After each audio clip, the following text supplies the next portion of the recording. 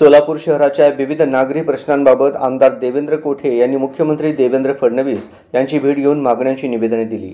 या मागण्यांची त्वरित दखल घेऊन मुख्यमंत्री देवेंद्र फडणवीस यांनी संबंधित विभागाच्या वरिष्ठ अधिकाऱ्यांना तातडीने आदेश देत कामांच्या पूर्ततेबाबत सूचना दिल्या।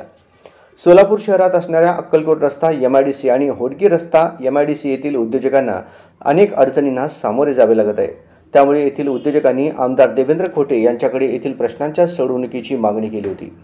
याबाबत आमदार देवेंद्र कोठे यांनी उद्योगमंत्री उदय सामंत यांची भेटही घेतली होती।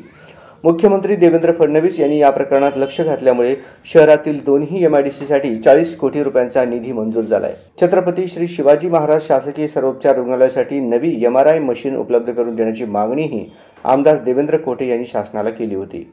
या मागणीची दखल घेऊन उपमुख्यमंत्री अजित पवार यांनी जिल्हा नियोजन समितीतून सोलापूरच्या शासकीय रुग्णालयास एमआरआय मशीन देण्याचे आदेश दिले आहेत।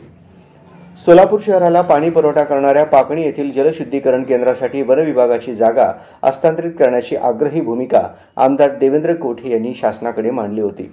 याबाबत मुख्यमंत्री देवेंद्र फडणवीस यांनी अत्यंत सकारात्मक प्रतिसाद देत पुढील कार्यवाहीचे आदेश दिले आहेत।